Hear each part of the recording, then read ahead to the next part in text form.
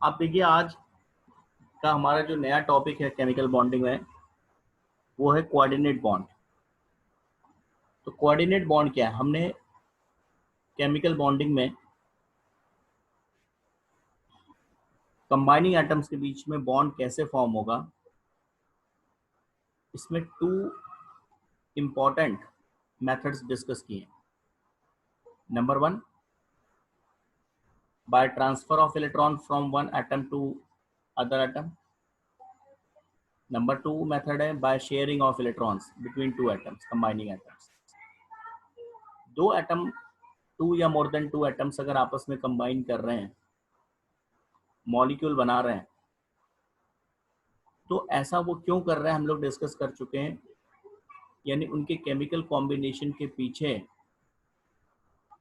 कौन सा factor work कर रहा है, व्हाई डू एटम्स कंबाइन। तो हमने ये डिस्कस किया था कि एटम्स बेसिकली अपना octet and in some cases अपना ड्यूप्लेट कंप्लीट करना चाहते हैं, and in order to complete their octet और duplet atoms combine with each other to form molecules. So the basic purpose, the motivational factor, the driving force behind chemical combination is to complete octet or duplet of atoms. तो इसी category में sharing of electrons का जो हमने case discuss किया था, covalent bonding, वैसा ही एक बॉन्ड है, शेयरिंग ऑफ इलेक्ट्रॉन्स के थ्रू ही बनता है, coordinate bond. It is known as coordinate bond और coordinate covalent bond. It's similar to covalent bond, लेकिन थोड़ा सा डिफरेंस। अगर ए और बी या जो भी कंबाइनिंग एटम्स है, हम यहाँ पर ए और बी मान लें, suppose A and B are combining atoms which are going to form chemical bond, और इसमें से बी ने अपने टू इलेक्ट्रॉन्स को या पूरे एक इलेक्ट्रॉन पेयर को, ए ने अपने एक इलेक्ट्रॉन पेयर को बी के साथ शेयर कर रखा है। यानी बी इस इलेक्ट्रॉन पेयर को शेयर कर रहा है, लेकिन ये इलेक्ट्रॉन पेयर ए का इलेक्ट्रॉन पेयर है और ए भी इसे शेयर कर रहा है। ए ने इसे डोनेट नहीं कर दिया बी को, ए ने इस इलेक्ट्रॉन पेयर को अवेलेबल करा दिया है बी को शेयरिंग के लिए केवल। ठीक है, और ये दोनों ही इलेक्ट्रॉन यानी पूरा pair of electron atom A का है, बी का कोई भी इलेक्ट्रॉन इसके अंदर नहीं है। इस पेयर ऑफ इलेक्ट्रॉन में बी का इलेक्ट्रॉन नहीं है, ये इलेक्ट्रॉन बेसिकली ए के हैं, लेकिन बी उसे शेयर कर रहा है। अभी तक जो कोवेलेंट बॉन्ड हम लोग डिस्कस कर रहे थे उसमें क्या, नॉर्मल कोवेलेंट बॉन्ड में क्या होता है, जैसे ए और बी को शेयरिंग करनी है, तो एक इलेक्ट्रॉन ए और एक इलेक्ट्रॉन बी, ए और बी ने एक एक इलेक्ट्रॉन मिलाया, एक पेयर ऑफ इलेक्ट्रॉन फॉर्म हो गया, और उस पेयर ऑफ इलेक्ट्रॉन को ए और बी शेयर कर रहे हैं। यही होता था अभी तक। यानी अभी तक क्या था, इक्वल कंट्रीब्यूशन था। मतलब जो इलेक्ट्रॉन पेयर, जो शेयर्ड इलेक्ट्रॉन पेयर है, उस शेयर्ड इलेक्ट्रॉन पेयर में एक इलेक्ट्रॉन एटम ए का और एक इलेक्ट्रॉन एटम बी का है। या अगर वो टू पेयर ऑफ इलेक्ट्रॉन को शेयर कर रहे हैं, फोर इलेक्ट्रॉन्स को शेयर कर रहे हैं, तो दो इलेक्ट्रॉन एटम ए के, दो इलेक्ट्रॉन एटम बी के। दोनों ही एटम जो इलेक्ट्रॉन की शेयरिंग कर रहे हैं, उन दोनों ने ही equal number of electrons provide किए हैं फॉर शेयरिंग। लेकिन यहां पर कोऑर्डिनेट बॉन्ड में क्या होता है कि शेयरिंग तो दो एटम करते हैं, लेकिन उस इलेक्ट्रॉन पेयर या वो दोनों इलेक्ट्रॉन जिसकी शेयरिंग हो रही है दोनों एटम्स के बीच में, उन दोनों इलेक्ट्रॉन्स का प्रोवाइडर एक ही होगा। वो दोनों इलेक्ट्रॉन किसी एक ही एटम ने प्रोवाइड किए हैं, लेकिन शेयर उसे दोनों कर रहे हैं। तो इस तरह से ये कोवेलेंट बॉन्ड से थोड़ा सा अलग है।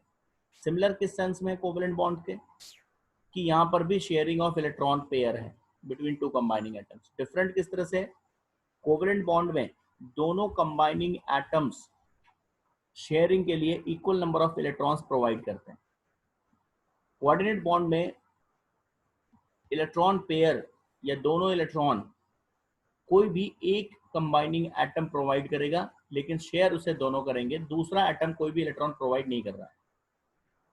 Is it clear? Yes sir. तो इस टाइप का जो स्पेशल शेयरिंग है, दिस इज कोऑर्डिनेट बॉन्ड।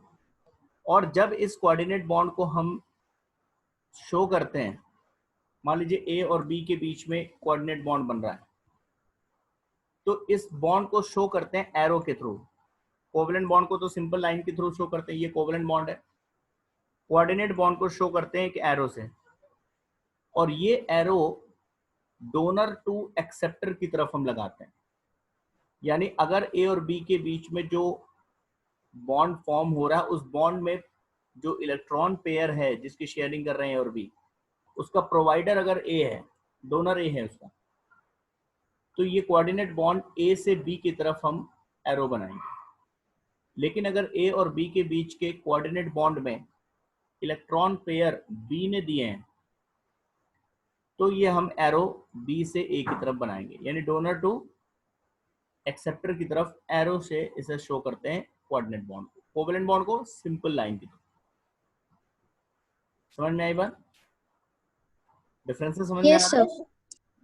एक बात और, कोवलेंट बॉन्ड में क्या होता है कि जैसे ए और बी, इनके बीच में मोर देन वन बॉन्ड्स भी बन सकते हैं covalent.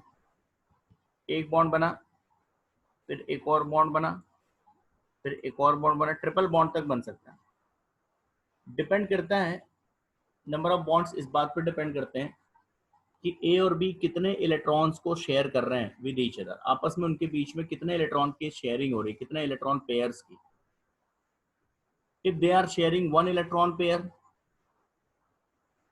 then a single bond will be formed between them. If they are sharing two electron pairs, double bond will be formed. If combining atoms are sharing 3 electron pairs, that is 6 electrons, the triple bond between them will be formed. So number of bonds between combining atoms depend upon number of electron pairs which the combining atoms are sharing with each other. So two combining atoms can form more than one covalent bonds with each other, but in case of coordinate bond, only one coordinate bond can be formed between two atoms. दो atom आपस में coordinate bond एक ही बना सकते हैं, एक से ज्यादा कोऑर्डिनेट बॉन्ड दो एटम्स के बीच में नहीं बन सकते। ठीक है, कोवेलेंट की तरह नहीं होता है। ऐसा हो सकता है जैसे ए और बी है, ये तो हो सकता है कि ए और बी के बीच में ट्रिपल बॉन्ड एग्जिस्ट कर रहा है, बट उस ट्रिपल बॉन्ड में दो कोवेलेंट बॉन्ड है और एक बॉन्ड कोऑर्डिनेट है। कोऑर्डिनेट बॉन्ड एक से ज्यादा नहीं हो सकते। ठीक है,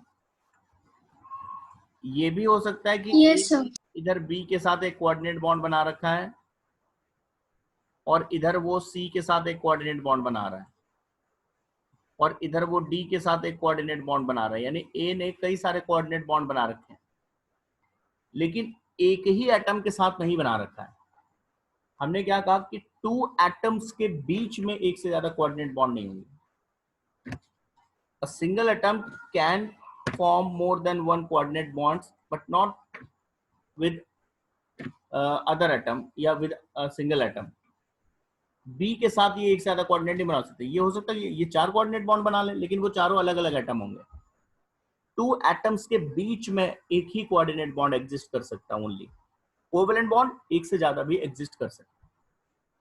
ठीक है ना, क्लियर हो गया? Yes sir. एक और important point, covalent bond is also known as dative bond. Coordinate bond is known as dative bond. इसको डेटिव बॉन्ड भी कहते हैं, इसको सेमी पोलर बॉन्ड भी कहते हैं, ये सब इसी के नाम है।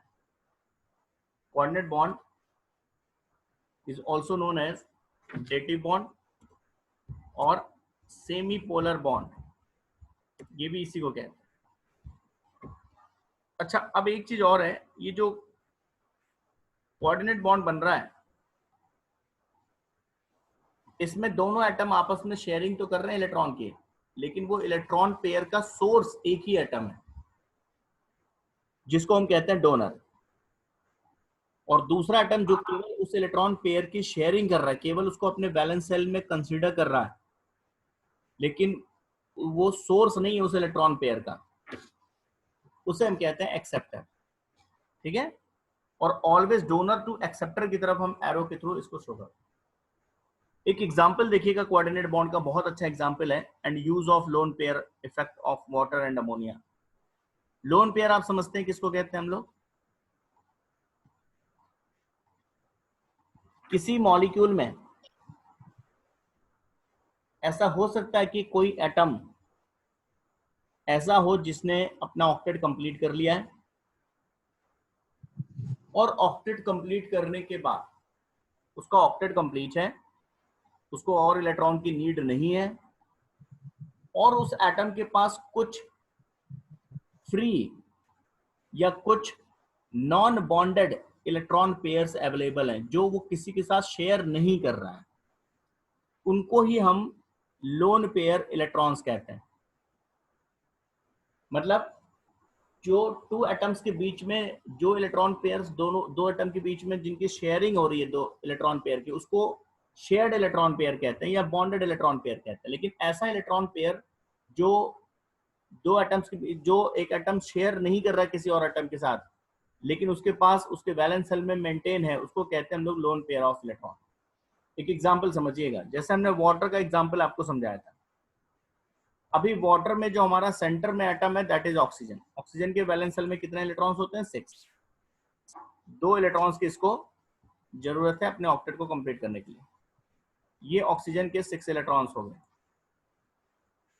ठीक है, इस ऑक्सीजन ने 2 हाइड्रोजन एटम्स के साथ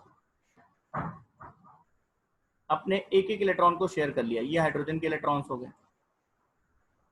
ऐसा करने से ऑक्सीजन का ऑक्टेट कंप्लीट हो गया, इसीलिए किया इसने ऐसा। ठीक है, अब यहां पर अगर हम देखेंगे तो इस इलेक्ट्रॉन पेयर को देखेंगे तो ये शेयर्ड है 2 एटम्स के बीच में। इस इलेक्ट्रॉन पेयर को देखेंगे, ये शेयर्ड है 2 एटम्स के बीच में। लेकिन ऑक्सीजन के इस इलेक्ट्रॉन पेयर को अगर हम देखेंगे तो इसकी शेयरिंग वो किसी के साथ नहीं कर रहा है।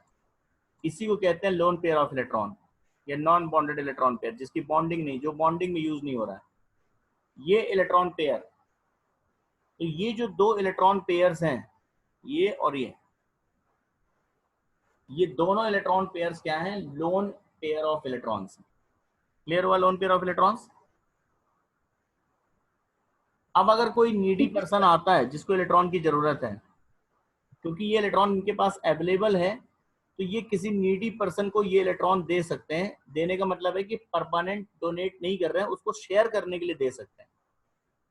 किसी को परमानेंट तो नहीं दे सकते, क्योंकि जैसे ही इसको ये डोनेट कर देंगे इनका ऑक्टेट इनकम्प्लीट हो जाएगा। लेकिन शेयरिंग के लिए किसी को दे सकते हैं, क्योंकि शेयरिंग करने से इनके ऑक्टेट में फर्क नहीं पड़ेगा। तो कोऑर्डिनेट बॉन्ड कौन बना सकता है? कोऑर्डिनेट बॉन्ड वही बना सकता है जिसके पास इलेक्ट्रॉन पेयर या लोन पेयर अवेलेबल हो डोनेट करने के लिए, किसी के साथ शेयर करने के लिए। ठीक है, तो वाटर और अमोनिया का केस देखिए, बहुत अच्छा एग्जांपल है लोन पेयर इफेक्ट का या कोऑर्डिनेट बॉन्ड का। वाटर में हमने क्या कहा? ऑक्सीजन एटम के पास 2 पेयर ऑफ इलेक्ट्रॉन होते हैं। यहां पर समझिएगा, ये वाटर का स्ट्रक्चर है। वाटर में ऑक्सीजन के पास 6 इलेक्ट्रॉन्स थे, जो उसने, जिसमें से एक एक इलेक्ट्रॉन उसने ऑक्सीजन के हाइड्रोजन के साथ शेयर किया हुआ है। तो यहाँ पर तो शेयरिंग है। ये इलेक्ट्रॉन पेयर्स अगर आप देखेंगे, इस 2 इलेक्ट्रॉन यहाँ पर दिख रहे हैं और 2 इलेक्ट्रॉन यहाँ पर है, ये तो शेयर्ड इलेक्ट्रॉन पेयर्स है। लेकिन ये 2 इलेक्ट्रॉन पेयर्स वाटर में ऑक्सीजन के पास कैसे हैं? Lone pairs. अब मान लीजिए वाटर के पास H+ घूमते आया, H+ घूमते हुए आया। H के पास कितने इलेक्ट्रॉन्स होते हैं? 1। और H+ कोई भी पॉजिटिव आयन कब बनता है? जब कोई एटम इलेक्ट्रॉन गेन कर लूज करता है। यानी जब हाइड्रोजन अपने उस एक इलेक्ट्रॉन को लूज कर देगा तब बनेगा H+। ठीक है ना? Yes, sir. H+ के पास कितने इलेक्ट्रॉन? Yes, sir. H+ के पास कितने इलेक्ट्रॉन होंगे?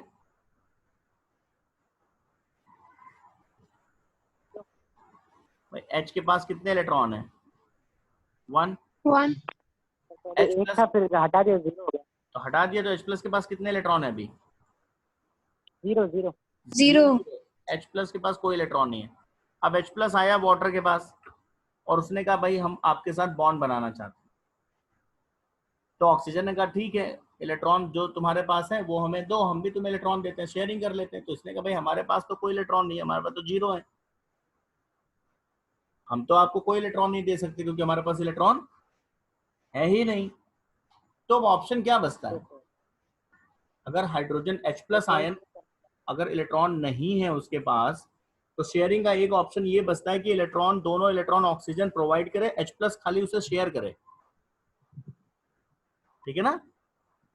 Yes sir. तो वाटर के अंदर ऑक्सीजन ने अपने लोन पेयर ऑफ इलेक्ट्रॉन को, क्योंकि लोन पेयर ऑफ इलेक्ट्रॉन उसके पास एक्सेस में था, एक्सेस में वो H प्लस को डोनेट किया कि लो भाई ये इलेक्ट्रॉन शेयर करते हैं हम तुम्हारे साथ। शेयरिंग की है, देखिए डोनेट का मतलब प्रोवाइड नहीं कर दिया कि इसको लो बेटा और घर जाओ। ठीक है, शेयरिंग की है इसके साथ, मतलब वो ऑक्सीजन के भी वैलेंस शेल का पार्ट है अभी। इस तरह से यस सर। इस तरह से ऑक्सीजन का ऑक्टेट तो पहले ही कंप्लीट था, वो एज इट इज रहा। H प्लस को ड्यूप्लेट मिल गया, उसका ड्यूप्लेट कंप्लीट हो गया। लेकिन यहाँ पर डोनर कौन है? ऑक्सीजन। तो ये जो हाइड्रोजन एक्स्ट्रा आया, जो H प्लस आया, उसके और ऑक्सीजन के बीच में जो बॉन्ड बना वो कोवेलेंट नहीं बना, वो कैसा बना? कोऑर्डिनेट बनेगा। वो कोऑर्डिनेट बना। जबकि पहले से जो 2 हाइड्रोजन एटम्स थे वाटर के अंदर, उनके साथ जो ऑक्सीजन का बॉन्ड है वो कैसा है? कोवेलेंट। कोवेलेंट। और ये जो पूरा स्ट्रक्चर बना, यही आपका हाइड्रोनियम आयन है, H3O प्लस आयन। प्लस क्यों? इसका जो प्लस चार्ज था वो आ गया मॉलिक्यूल के ऊपर। H3O प्लस, ये फॉर्मेशन ऑफ हाइड्रोनियम आयन है वाटर मॉलिक्यूल और H प्लस के कॉम्बिनेशन से। समझ में आया हाइड्रोनियम आयन कैसे बनता है?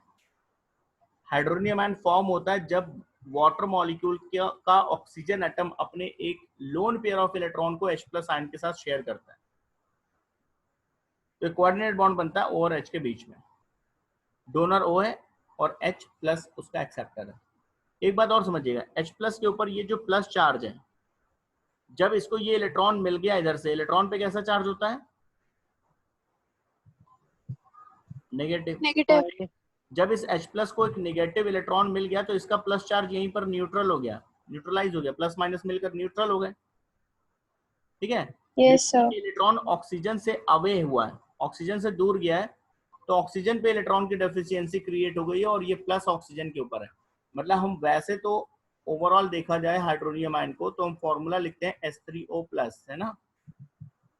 बट अगर बहुत माइन्यूटली इसको समझें तो वो प्लस चार्ज ऑक्सीजन के ऊपर है, H प्लस के ऊपर नहीं है। H प्लस के ऊपर पहले था, लेकिन जब उसको इलेक्ट्रॉन पेयर मिल गया ऑक्सीजन से तो H प्लस का चार्ज न्यूट्रलाइज हो गया और ऑक्सीजन से यस इलेक्ट्रॉन सर। अवे चले गए, तो वो चार्ज पॉजिटिव जो चार्ज था वो ट्रांसफर हो गया ऑक्सीजन के ऊपर। यानी H3O प्लस हाइड्रोनियम आयन में जो पॉजिटिव चार्ज आप देख रहे हैं वो बेसिकली ऑक्सीजन एटम के ऊपर है। ठीक है, यस सर। ये use of lone pair effect है, अपने लोन पेयर को यूज कर रहा है वाटर मॉलिक्यूल। दूसरा एग्जांपल देखिए, अमोनिया में भी ऐसे केस होता है। अमोनिया की अगर हम बात करेंगे NH3 की, नाइट्रोजन के पास 5 इलेक्ट्रॉन होते हैं वैलेंस शेल में, जिसमें से वो 3 इलेक्ट्रॉन्स अपने 3 हाइड्रोजन एटम्स के साथ शेयर करता है और 2 इलेक्ट्रॉन उसके पास एक्सेस है, ये वाले जो वो किसी के साथ शेयर नहीं कर रहा, उसको जरूरत भी नहीं, ऑक्टेट कंप्लीट हो चुका है उसको। इसी को हम कहते हैं लोन पेयर ऑफ इलेक्ट्रॉन। यहां पर भी एक H प्लस आयन घूमते घूमते आया इसके पास और H प्लस ने कहा कि भाई हम बॉन्ड बनाना चाहते हैं। नाइट्रोजन ने अपने उसी लोन पेयर ऑफ इलेक्ट्रॉन को यूज किया H प्लस के साथ शेयर करने के लिए, और चौथा बॉन्ड N और H के बीच में, जो 3 बॉन्ड पहले से थे N और H के बीच में, एक चौथा बॉन्ड और बन गया नाइट्रोजन और हाइड्रोजन के बीच में। लेकिन ये बॉन्ड कोऑर्डिनेट बॉन्ड बना जिसमें डोनर नाइट्रोजन है और एक्सेप्टर H प्लस है। तो यहाँ पर देखिए जो 4th बॉन्ड है उसको हम अलग से दिखा रहे हैं कोऑर्डिनेट बॉन्ड के थ्रू, और H प्लस का जो प्लस चार्ज था वो न्यूट्रलाइज हो गया जब उसको इलेक्ट्रॉन पेयर मिल गया नाइट्रोजन से, और वो प्लस बेसिकली किसके ऊपर आ गया? नाइट्रोजन के ऊपर। This is formation of ammonium ion NH4 plus ion and the lone pair effect of ammonia. ठीक है, Yes, sir. तो Yes, sir. formation of hydronium ion from water molecule and formation of ammonium ion from ammonia molecule are examples of lone pair effect or examples of coordinate bond. ठीक है, इन दोनों को मैंने एक Yes. साथ भी यहाँ पर दिखा रखा है. Lone pair electron dot structure में भी समझिए, ये वाटर है, इसको H+ मिला, H+ के पास हमने देखिए कोई भी डॉट नहीं बनाया है. क्यों? क्योंकि कोई भी इलेक्ट्रॉन है ही नहीं इसके पास. डॉट स्ट्रक्चर में हम एक भी डॉट नहीं बनाएंगे. ये अपने दोनों इलेक्ट्रॉन पेयर को हाइड्रोजन के साथ शेयर करने के लिए देता है. तो यहाँ पर देखिए O के साथ, 2 हाइड्रोजन के साथ वो पहले ही शेयर कर रहा था इन दोनों के साथ. तीसरी शेयरिंग यहाँ पर और होने लगी हाइड्रोजन और O के बीच में. लेकिन ये शेयरिंग नॉर्मल कोवलेंट बॉन्ड की शेयरिंग से अलग है. ठीक है, ऐसे अमोनिया में देखिए, Yes, sir. अमोनिया में नाइट्रोजन अपने 3 इलेक्ट्रॉन को ऑलरेडी 3 हाइड्रोजन के साथ शेयर कर रहा था, लेकिन एक इसके पास लोन पेयर था जो इसने शेयर करना स्टार्ट कर दिया H+ के साथ. तो चौथी शेयरिंग और स्टार्ट हो गई N और H के बीच में, बट ये कोऑर्डिनेट बॉन्ड है. ठीक है, इसमें क्योंकि जो शेयरिंग हो रही है उसमें दोनों इलेक्ट्रॉन नाइट्रोजन के ही हैं, जबकि ये जो 3 शेयरिंग आप देख रहे हैं, ये वाली शेयरिंग, ये जो अदर 3 जो शेयरिंग है, ये नॉर्मल शेयरिंग है और ये सब कोवलेंट बॉन्ड है. यानी इनमें क्या है कि जो शेयर्ड इलेक्ट्रॉन पेयर आप देख रहे हैं उसमें एक इलेक्ट्रॉन N का है और एक इलेक्ट्रॉन हाइड्रोजन का है. ठीक है, तो this is lone pair Yes, sir. Effect, formation of hydronium and ammonium ion. Clear है? Yes, sir. चलिए, अब ये चैप्टर आपका कंप्लीट. अब इस पे बेस्ड है एक्सरसाइज. तो एक्सरसाइज के लिए पहले इस पूरे चैप्टर को आप एक बार थॉरोली पढ़ लीजिएगा, अच्छे से इसको पढ़ लीजिए, स्टार्टिंग से रिवाइज कर लीजिए.